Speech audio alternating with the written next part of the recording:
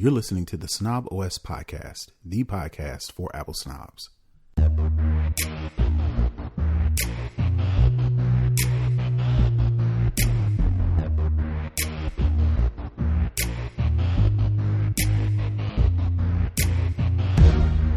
Yo, this is Terrence Gaines, aka Brother Tech. And this is Nika Montfort, aka Tech Savvy Diva. And welcome back to the Snob OS Show, the show for Apple snobs, where we talk all things Apple and then some. We definitely want to welcome you back to another episode of the Snob OS Show. This is episode 285 of our show. And as per usual, we want to say thank you to all those who have been rocking with us thus far. We thank you for all of your support. For those who have given us a little bit more support, financially speaking, we definitely want to send a special shout out to those people. We lovingly call them our snobists. So we definitely want to say thank you to those folks. If you want to become a member of the snobist community, please go to patreon.com/SnobOScast. Become a financial supporter. And as a thank you, you get to watch the show early, get to watch the show live, and you get exclusive content that we do not talk about on this recorded show. So if you want that insider content, the extra juicy stuff, well, I mean, I guess it's juicy, but I'm trying to be enticing here. The extra juicy content, please go to patreon.com/SnobOScast and become a snobist. So we're going to get right into the show. Some of the topics that we're going to talk about this week is the discontinued Apple gadgets, Apple TV Plus still taking L's. We got Apple is still messing with the Mac keyboard after all those issues. They still trying. We got the AR glasses that Facebook or Meta announced a couple weeks ago. You won't believe how much these joints cost. And we got Olivia Pope is investing in social media. So we're going to get right to those topics. We always start off with the Lowdown, where we talk all things Apple. Like I mentioned, Apple has discontinued some gadgets.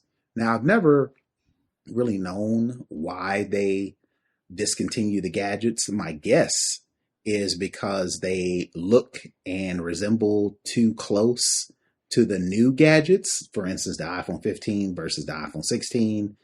Ain't that much of a difference, aesthetically wise. So maybe they're like, all right, well, we'll just discontinue that because we want people to see the difference between a 14 and a 16. That you can kind of tell the difference, right? Yeah. Another, I guess, hypothesis is you can get better deals from third-party sellers, because since Apple isn't selling them on their sites anymore, you can't get it at Apple, can't go into the store, can't get it refurbished from the Apple site. Then that means, your Amazons, your Best Buys, your Micro Centers, any of your hi-fi. Do they still have hi-fi buys? I wonder. Anyway, I haven't seen any. Yeah. So, but if they're not on their of the Apple website, then that means Apple is pushing all those devices to those third-party sellers to get rid of their inventory. So that means these third-party sellers are going to have some of that inventory at a cheaper price. So, just wanted to go into all of the devices that were discontinued. First and foremost, the iPhone 15 Pro and the Pro Max, which is last year's device. Like I mentioned, the 15 Pro and the 16 Pro, I mean, they're close. So yeah. Apple's like, let's get those out of there so we can push people to the new products. The new stuff. Yeah. The iPhone 13 is discontinued as well. The AirPods 2 and 3. The Apple Watch Series 9. Again, that's a last year's model. And the AirPods Max Lightning. So since Apple came out with the AirPods Max with the USB-C, they're deciding to discontinue the Lightning version. So just want to get your take. Why do you think Apple discontinues some of these gadgets? And do you think people are going to miss any of these devices if they can't pick them up on Apple's website? I think you pretty much said it. They recognize how similar some of these devices are. And Apple's made all the money they're going to make from the iPhone 15 Pro and Pro Max. Apple is probably not going to make too much more from that because how close they are with the iPhone 16 Pro and 16 Pro Max. So again, they can get rid of that inventory, make what they can back from it by, having third party folks sell it. And again, like you mentioned, I went from a 14 Pro to a 16 Pro. So that was a pretty big leap. And I think that's probably the biggest jump. And as far as the iPhone 13, it's one of those things where if you have a 13 and you want to upgrade, which you likely do, you're going to go to the 16. So I think it's just them trying to make the strategic decision based on their inventory and to try and roll off, what they have, especially since going forward, every iPhone is going to revolve around Apple Intelligence, and these older models aren't going to be able to be compatible. And I think they are trying to kind of push everybody to the newer iOS and the newer technology, similar to how now everything is now on USB-C. I think they're trying to gently and encouragingly push people to focus more on the new technology, because that's what the whole ecosystem is going to be built around, and having to maintain, fix, keep up documentation on these older devices. It's probably become more work than it's worth, especially since they meaning Apple has shifted focus from, pre Apple Intelligence to current Apple Intelligence. Yeah, no, that could be right. But I just think Apple don't want to put their devices next to each other, because people be like, well, if they're the same, why not just get the 15? Forget the 16, save myself some money or whatever, get the old model. Their Apple's like, nope, we want to push you into the new stuff, so we're going to discontinue the old stuff so you don't have a choice. But that's just me being a pessimist. Yeah, and I you know what, I can see that too, because the sales for the iPhone 16 Pro and Pro Max have lagged more than previous versions. And, we talked last week about what we liked about it. We are now into week 2 of using it. And I thought it was just maybe me, but I've noticed that there's a certain part of my phone that doesn't respond really well. At first, I play like puzzle games to kind of, clear my mind. And one of the games that I play is one small section. It's pretty much like, if you can see, if you're watching, like this part, like right in here, that it doesn't respond very well. Mm-hmm. And I thought it was just the game, but because that's not normally a part of the phone that I use in my everyday usage, I didn't really notice it. But I've seen some other people say on social media how they've noticed with their phones that it's losing almost sensitivity, so much so that I actually went through the settings to try and see it and find if there was a setting that you could change the sensitivity, because it was really noticeable. And then when the game updated, I was like, okay, so maybe they had a bug and it was, an issue. Nope. Still same lag, and that same, just that one part of the phone where it's not tracking the movement very well. So it's, some of those things are kind of buggy. Then we know the issues with the iOS 16 with the iPad Pros. So I think it's one of those things where, like you said, they're saying, hey, don't pay too much attention to the old. We want you to focus on the new. And at the same time, if people start to see these issues with the newer phones, they're like, nope, I'm going to go and get the cheaper version that's essentially the same thing at a different, at a reseller that's going to be cheaper and less buggy. But, that is something that I have noticed with mine. And I think I'm going to have to redo my Face ID, because my Face ID is acting kind of wonky as well. So yeah, I've definitely noticed the more I've used the new phone, there are some kind of ticky-tacky issues that I'm seeing on mine. All right. Well, that's all I have for that story. We're moving on to the next one. Apple TV Plus still taking L's. Apple is pulling the reins back on its original ambitious plans to first release films in wide theater release before streaming them exclusively on Apple TV Plus. The move comes after several of its big budget releases disappointed at the box office. I'm surprised. I know Apple has money to burn, And they know they have a lot of it, and they need to figure out how to write some of this stuff off. So they said, let's do Apple TV Plus. I thought Apple TV Plus as a streaming service was doing well. They had a bunch of like hit shows that came out on Apple TV. Content. I don't even know why they even bothered with the movie theaters since they are streaming. And plus, when you look at Netflix, they launch full feature movies on Netflix and they go gangbusters. Now, we can only tell about how many people streamed it. That doesn't necessarily equate to dollars because, you know, each person is only given, you know, anywhere from $10 to $18 a month at one time versus every time you watch it, you got to pay for it. But if Netflix is showing via, you know, marketing, advertising, social media that people are tweeting, talking about these shows, I would think that would give Apple ammunition to say, all right, well, let's not necessarily follow what Netflix is doing, but let's put out good content for streaming exclusively. The fact that they try to go the movie route when we're already kind of during COVID, we were like, well, we ain't going to the movie theaters. And then even now, it's just like there's enough content on streaming to where I really don't have to go to the movie theaters unless I just have to see it the first weekend. I would think Apple would be like, yo, let's just make the best possible content specifically, exclusively for streaming. But they tried it and it ain't working. What do you think the issue is? What really surprises me about Apple TV Plus, like I said, they have really great content. Some of the series, every series that I've watched on Apple TV Plus has been phenomenal. And then there's others that I still haven't watched that I hear people talk about how great they are. And for Apple to be the marketing, quote unquote, genius, you know, that we've known them to be, the way that they market their software and their hardware, it hasn't translated over to me to the media platforms. I think they may have underestimated the brand loyalty to the technology arm.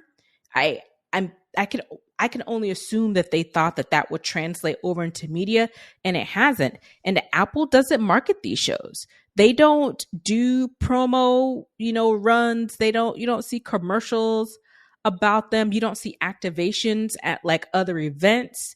So to me, they would probably see a lot more return and probably wouldn't have to dial back if they were to use some of all this money that they have, some of all of the creative talent that they have, to the way they market their hardware, to the way they market their tech products. Put that same effort into marketing your media products, because again, it's not that the products aren't good. It's really great content. Many people just don't know about it. They have no idea that I have Apple TV Plus, and there are still programs and shows and movies that I didn't even know were there. And then when I find out about them, I'm watching, I'm like, how did I not know that this wasn't there? Like, where's the disconnect, people? And I think they're missing the opportunity, you know, to actually be a player in the streaming and in the media space. They just don't seem to be putting the effort behind it. On the marketing and on the marketing front for this stuff. All right. Well, we'll see what Apple does after they get rid of these stink bombs they're putting in the movie theaters. All right. Moving on to the next story. Stolen Ferrari is found using AirPods. For those who don't know, you have AirPods. You can add them to the Find My network. If they're lost, you can find them. They'll make a noise. You can track them on a map, yada, yada, yada. Well, in 2023, a Ferrari valued at $575,000 was stolen from Greenwich on September 16th. I'm assuming this is over in the UK or England. According to the police, they identified and pulled over the stolen car, at which point the driver fled. The owner of the car left a pair of their AirPod headphones inside the vehicle. The auto theft task force was then able to track the headphones and the car to a gas station, a local gas station in the area. So even if you don't have Apple tags, you know, if you just so happen to lose or get a car stolen, and you have any Apple products in the car, what you might want to do is see if you can track that location. And then again, don't be trying to chase nobody down. Don't be trying to confront nobody. Call the police and give them the approximate location and let them do their thing. We don't want you out here being a vigilante, even though It is a $575,000 Ferrari. It's just money. It's just a car. We don't need you losing your life because you're trying to run up on somebody because they stole your car. So I did look at the story. This is in Connecticut. Oh, it is? Okay. Yeah, it's U.S. So funny thing is, a friend of mine, car got stolen a couple of years ago, and that's how they tracked it. So the garage door to her house was left open overnight, and sometimes people don't lock the door from the garage into the house, and that door wasn't locked, and the person came in. It was when you think about going keys, purse, and the little work tray. bag, because you dropped all that stuff at the door, so when you leave you can grab it. Took all those things, and it was her AirPods that they were able to track. And they did actually go and try and find them because, they told the police and they didn't think the police were doing enough.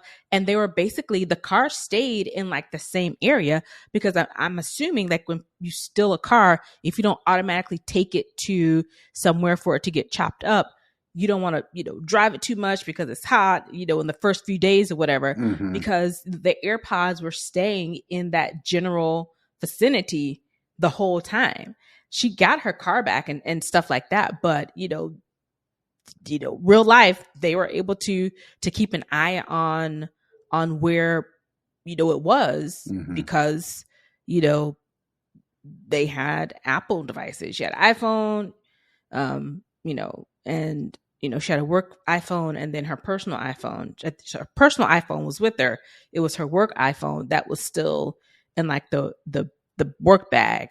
So it's it's one of those things where she was able to track and see where things were moving based on that. But yeah, so real life, it does happen. But it was those things where it was like they kept going to like the neighborhood, and I think it was like they parked it in like a strip mall type of thing. And I think the AirPods kept going in like a barber shop or something. And they were going over there asking questions and all that kind of stuff. So fortunately, all's well that ends well. But again, the technology in these devices, and you can, a lot of times, if you power off your iPhone and you look at it, it still says, it gives like the brief little thing, even with the battery dead, that, it's still findable. So even if it's turned off, the device is still findable. So, Apple being, multi-purpose devices. All right. So that's it for that story. Moving on to the last one in the lowdown. Apple is messing with the Mac keyboard again. Now, they're not actively messing with it, but a succession of patents have revealed Apple's work on an all-screen MacBook with a virtual trackpad and keyboard, and a new continuation patent published yesterday shows that the project is still very much alive. So what is your take on Apple even still trying to move forward, even though their past tries with the keyboard have been less than favorable from consumers, users, fans alike? So if I'm scanning through this article, am I reading it correctly? This won't be a physical keyboard. This is a virtual keyboard. No haptics, no pressing, no response. From where I read, it was a screen on both sides. You got the screen for the monitor, and then the part where the keyboard and the trackpad is, that is a glass or smooth surface. And then you have to actually touch the glass to get that keyboard. Similar to how if you were typing on an iPad, most people, when they have an iPad, they add a keyboard. But if you are, on your iPad and you don't have a keyboard around you, you're tapping on that screen. And kids are getting good at it to where, specifically my middle child, clickety, clickety, clickety, like she's on an actual keyboard, but she's typing on the iPad screen. So maybe Apple's going after those young folks who didn't grow up with typewriters and didn't grow up with keyboards, and they do all of their work on an iPhone or on a tablet. So I don't have an external keyboard for my iPad. I just type on the screen. I don't do a separate one. So to me, this kind of leans more into the innovation side of it. So it's we know the issues that they've had with the physical keyboard. And when I first started reading this, that's what I thought it was. It was like they're trying something, a butterfly keyboard. I mean, a worm keyboard instead of a butterfly. I don't know, whatever. But the fact that this is going to be a hard surface, now I'm pretty sure. Not delineated keys. Now I'm pretty sure there's going to be some sort of feedback when you touch the screen on the E, where you're trying to tap the E. It'll light up, right? It'll either light up. I think even more so, it'll give you like a sensory, maybe like a physical vibration, like a little hum, like a little buzz. No, not even a buzz. Almost like a little vibration. You know how you holding your phone and it vibrates. You can feel that vibrate. I'm thinking there's some sort of vibrational or some sort of feedback that lets you know you're actually typing on the keys. Yeah, so you'll get feedback that you're actually making the connection. But it won't be a button. Okay, you know, I might can get down with that. That'll be interesting to see. Again, that's more to me on the innovative side and maybe taking a different approach. You know, we've all heard about, they say these are foldable phones, but they're not, they're flip phones. I don't know how many times I gotta say it's flip phone, but I think this to me is more in the line of when they say, you know, when you think of a foldable, you know, this to me is more something that's more innovative. What they're trying to force these foldable flip phones to be, to me, this seems a little bit more in the way of innovation and maybe an intermediary step before being able to completely flip and maneuver and fold things for it to be malleable. If they can figure out how to get this done on maybe a hard surface, then maybe the next thing is getting this to be done on a malleable surface. So I'm not mad at it. I could be interested in this. All right. So that's it for the lowdown. Moving into second string. I did want to say before we get out of it, did you see? We talked about it in our pre-show, which is our Snob Show exclusive content for our Patreon supporters. We did talk about a little bit of how the of Hurricane Helene and the impact that the hurricane had, and it's knocked out power, communication. Did you see there are a lot of people talking about folks in Asheville, how they had zero service because everything was completely wiped out? That people who had iPhones, they were able to use the new satellite feature on iOS 18. So while, you know, most people didn't have any type of connection, they couldn't get on, all the Wi-Fi was down, all the cellular networks were down. Those folks who were on iOS 18 were still able to text and message with that message feature to communicate to basically the outside world, because they were kind of shut off from everything because they didn't have any access. So I just definitely wanted to highlight, we may see something about this in the next Apple event. You know how, because we've seen how they've talked about how, you know, Apple Watch saved somebody's life for crash detection. I think this may be, you know, something that Apple wants to highlight, because in a city that was, everybody was cut off from the outside world. If you had an iPhone with iOS 18, you were still able to communicate and let people know you're okay, or try and let people know you are to get help by using the messaging feature of the satellite SOS. Nice. Maybe people will actually pay for it, because eventually Apple's that's not going to be free anymore. So maybe that's a good case as to subscribing to that. Yeah, and people always talk about, oh, there's nothing new with Apple. This particular feature isn't a sexy, you know, in your face type of feature. But when you need something like this to work and it does, it's like, okay, yeah, I get it now. All right. Moving into second string. We talked about it last week. Meta announced some AR glasses that have received some positive response until you find out that they are $10,000 if Meta was to sell the prototype as it stands right now. The Orion AR glasses are a prototype and not available for purchase, which is just as well as Meta says which is just about what Meta says they will cost, in the ballpark of $10,000 per unit to make, not to sell. But it would cost Meta $10,000 just to make them. Now, to get them to act, let's just say they were on sale, they would probably be, I would assume, in the ballpark of $12,000 to $15,000 because Meta has to get their cut. They've got to ship them and shipping and all those overhead costs. So as much as people love those Meta AR glasses, we might have to wait on those just for the price to get down. So that brings up a question, right?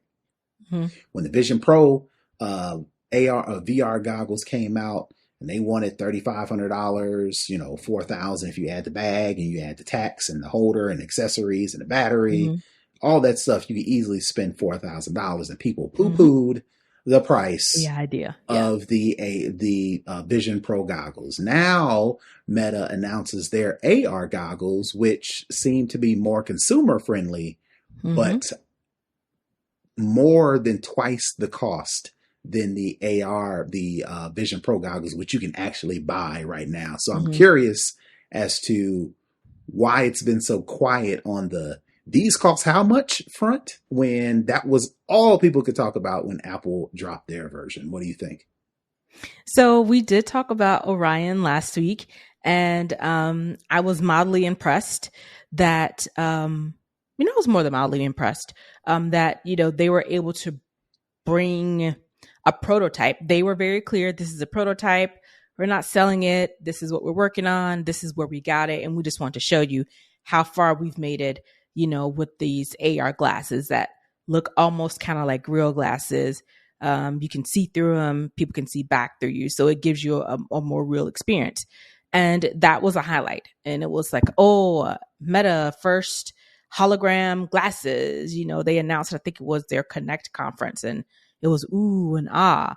And, it's always one of those things where you have to wait for the other shoe to drop before you give too much credit. I gave them too much credit because, like you said, 10,000 just to build a thing. And that doesn't include shipping it, maintaining it, making a profit from it. And I think it's the way they presented it. They gave you all of the razzle and the dazzle up front. And then, they waited a week later and it was like, oh yeah, by the way, these things cost $10,000 to make and nobody could really be able to afford it. So yeah, we're going to keep that part on the hush hush. So I think that's probably how they were able to come out less scathed than Apple. Especially when you think about, again, this is a prototype. They're not selling this.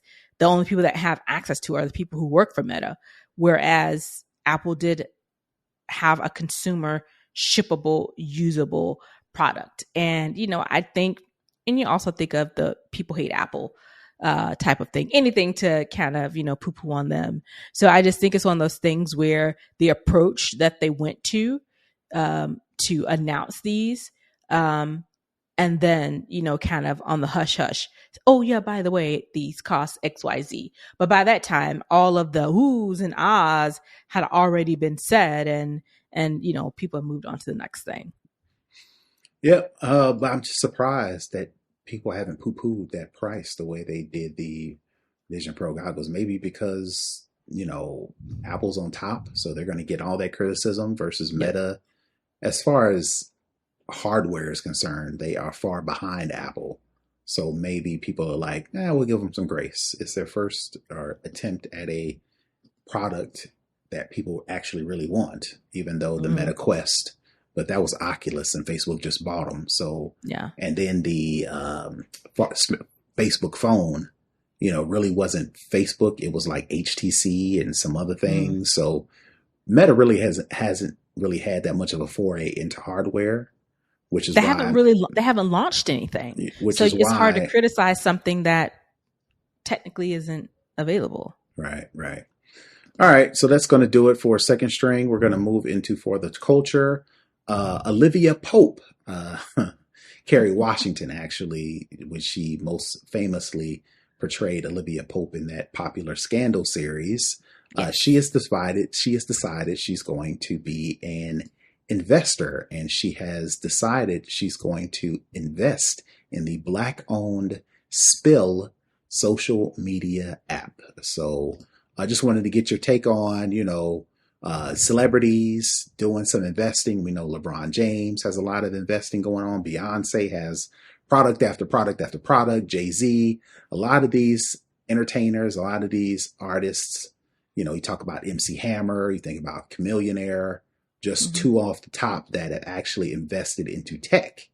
So what are your takes on Kerry Washington investing in not just a social media app, but a Black-owned social media app? What do you think?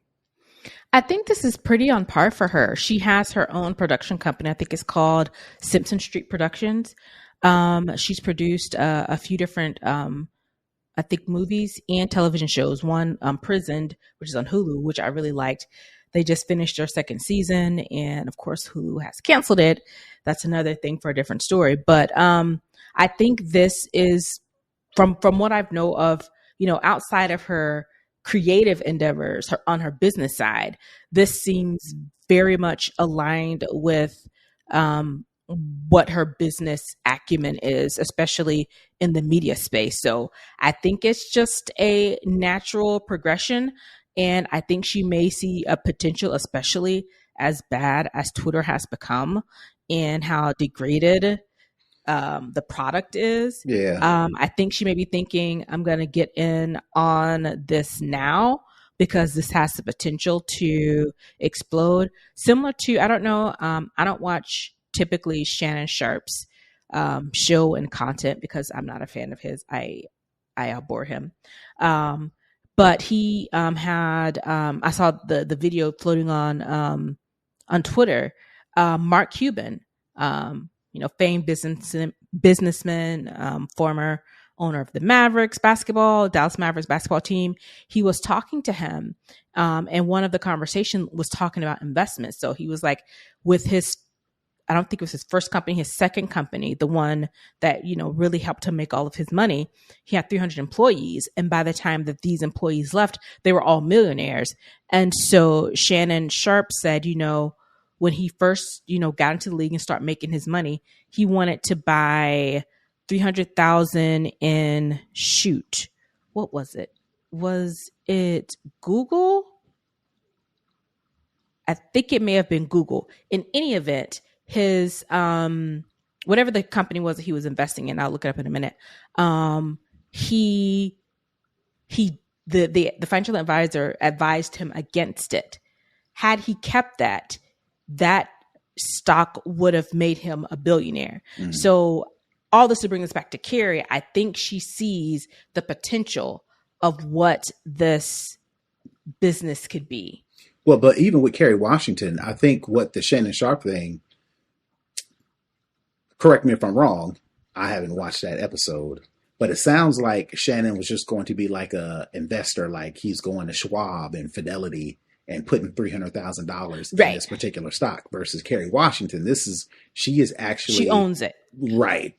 Partner, minority owner, whatever percentage is, to me, that's actually, a little bit of a step up from just being an investor on the stock market. And this is not her first.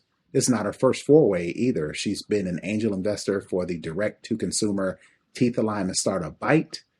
She invested in a women's co-working space, The Wing, a celebrity-centric fundraising company, Omaze, and Community, a SMS-based marketing tool. So this is not her first foray into being an investor, being a venture capitalist.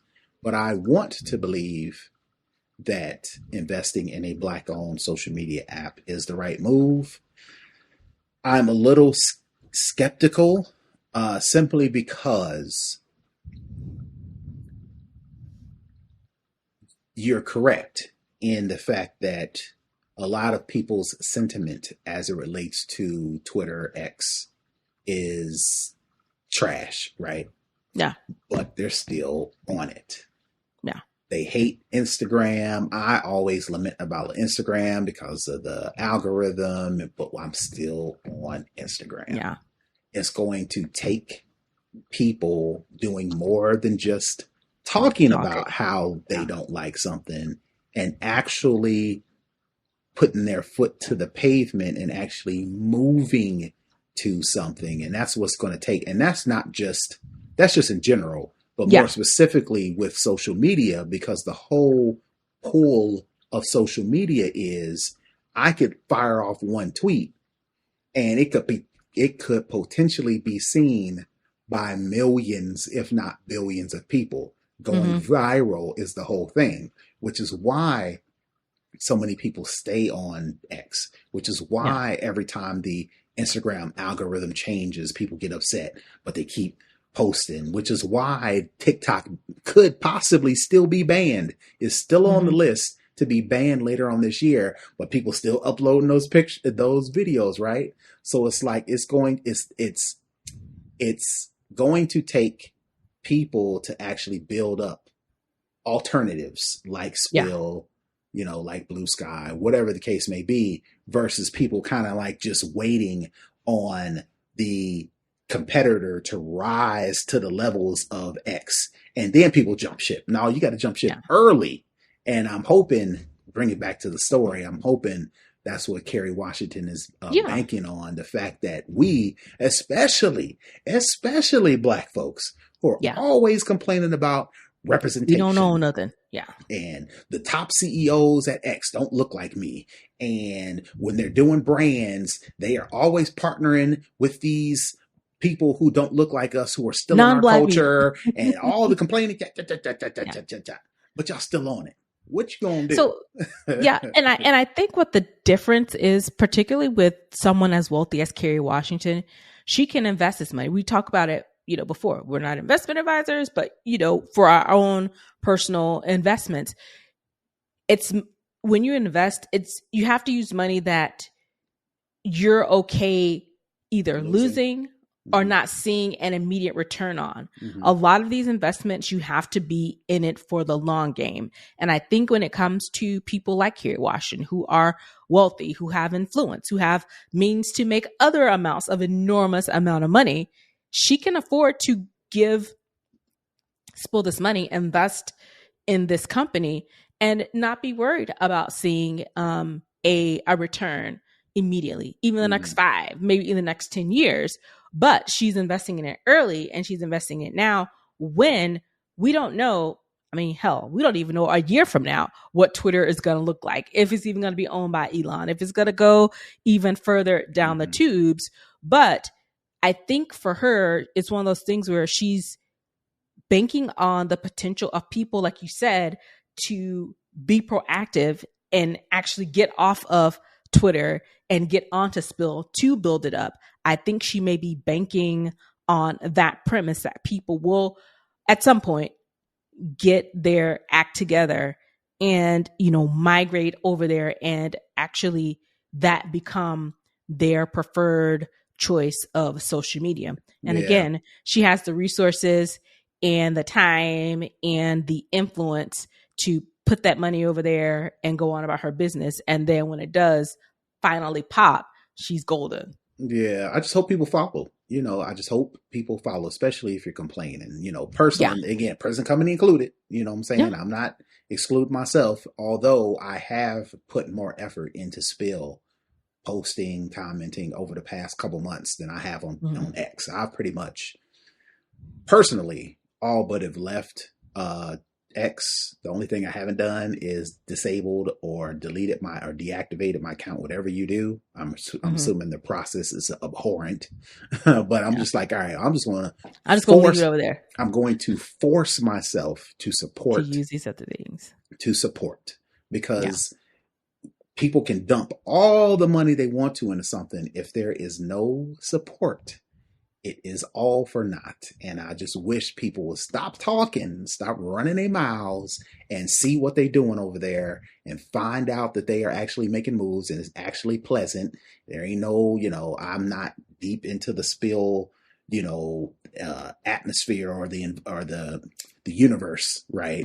But at the same time, I flip through, I don't have to see people complaining. I don't have to see people just baiting people into conversations. You don't have to see none of that. Bots. Right. Or the bots. You don't see none of that. If I post something is specifically like family, like related, Instagram has just become, to me, really unusable. The chronological order of stuff really is bad. The algorithms are bad. All these extra features that nobody asked for. I was just like, it's too much. So where I really mainly am when it comes to social media is on Twitter. So I definitely, take that as a call to arms for me to definitely spend more time over on Spill. All right. All right. All right. So that's going to do it for the culture. We're going to move into the hookup. And I figured we'd do something a little bit different this time. Like I mentioned before, we do have a Discord community. We'll make sure to put the link in the show notes, and we'll make sure to put it on social media as well, to where you can get into our Discord community. You don't have to be a Patreon subscriber. You don't have to give us no money. But I want to, speaking of alternatives, I want to make sure I spend more time with like-minded people and not necessarily on traditional social media. So Discord is one of the places where we're trying to build a community. So one of our community members, his name is The Backpacker. I titled this, "Help Me MacBook My Son." And here's his comments. "Hello, guys. I am looking for some advice. I'm looking to support my 19-year-old son in his business as a creative and entrepreneur. I'm willing to give him between $900 and almost $6,000 to get his MacBook Pro. He just wants to spend $2,500, but I've always wanted to max out and make sure my devices are future-proof. Any advice would help. So what would be your advice to the backpacker who is looking to invest in his son's entrepreneurial goals, and he thinks the best way to do it is to get him a MacBook? What MacBook would you suggest for him? He mentioned he's a creative. He mentioned he's an entrepreneur. He wants to spend between $2,500. What would you suggest? Knowing that he is a creative, he's looking, it sounds like, specifically for a laptop. I would say, when it comes to, especially RAM size for a creative, I don't know how much movement he's going to be, if he's going to take this and moving it around. The size always comes into play. It just depends on what he's going to use it for. Mm-hmm. A 16-inch for creative is great because you have a bigger screen, but it's also bulkier. So 14-inch might be the better way to go. But again, it depends on what he's going to use it for. I like the idea of him saying he likes to max it out to future-proof it. That's smart as well. But I would just say, if whatever you're going to max out, put it into the RAM, put it into the hard drive. I would say likely put it more towards the RAM than necessarily the hard drive, because you can always get external drives. But if he's willing to go up to 5,500, he can really max out probably the latest MacBook Pro with what I think we're up to are we up to M4? Or is, I think, rumor has it right, M4 is coming sometime this month. So, anytime you can get the latest and greatest, especially on the chip front, and your budget is more than reasonable to be able to get him a pretty nice device that has, the largest size hard drive as well as the max amount of RAM. So right. I think for the price that he's looking at, he could really set him up for with a pretty nice device. All right. So I'm going to do something a little bit different, right? These new Apple chips are leaps and bounds as far as performance for damn near anybody. I mean, if you are, a Matrix type developer and you've got 14 different monitors and you hacking the NSA, you may be an exception, right? Most of us with the newer Apple silicon chip, it's just fine. As far as RAM or storage space is concerned, that's probably where you want to put most of your money, because what you don't want to have to be doing on a regular is carrying around hard drives. So, as far as flash storage, I would say at least maybe like a terabyte of storage. As far as the RAM, I would start off with at least 16. 16 gigs of RAM. You could go up to 32. But where I'm going to do something different is I wouldn't suggest a MacBook Pro. I'll use myself as an example. Mm-hmm. I consider myself creative. We do this show. I have another podcast that I do, and I do most of the editing. So I'm on Final Cut Pro all the time. We're posting the show, trying to find images. So I would consider myself creative. Now, I'm not an artist. I'm not a developer or anything like that. But at the same time, you know, I could actually be using a bulk of the processing power, you know, the graphics, whatever the case may be. But the thing is, I have a MacBook Pro, but it's the M1 Pro MacBook Pro. There's been an M2, there's been an M3, and then there's rumored to be an M4 coming up later on this year. Mm-hmm. I ain't even plan on buying that because this M1 Pro MacBook Pro is doing what I need it to do, and I don't see needing anything else for at least 2 or 3 years. So my suggestion would be, instead of getting the MacBook Pro because it says Pro and it gives off the, oh, if I'm important or I'm doing something important, I'm a pro, so let me get the Pro. I would save some money. Put as much money as you can into the in the storage. Put as much money as you can in the RAM, and then get like a MacBook Air. That way you save you some money. Make sure you get like the M3 or the M2. I can't remember which one is the newest one. I think it's the 14-inch M3. Yeah, 14-inch M3. Get the Air. RAM, you know, up the RAM to 32 gigs, up the terabytes to 2 or 3 or whatever the case may be. You've got a nice machine that's going to last forever. And it's not the Pro, because people buy the Pro, that's automatically going to jump up $1,000. I'd rather take that $1,000, put it in the RAM, put it in the flash storage. So that'd be my suggestion. Yeah. And I really think it depends on, to me, the type of creative. If you are doing video editing, you're going to need a lot more computing power, a lot more storage. So it really depends on the type of creative that he is. But in any event, if you go with Terrence's suggestion of an Air, or even if you go with a Pro, either one of those sounds like, if you're willing to go up to 5,500, honestly, even if you're willing to go up to probably even 4,000, either of those options are going to give you a machine, will give your son a machine that he can use for a long time and get maximum usage for both his creative and entrepreneur endeavors. All right. So that is going to do it for the hookup. If you don't have anything else, Nika, I think that's going to do it for this week's show. Tell the folks where they can find you. You can find me at Tech Savvy Diva everywhere.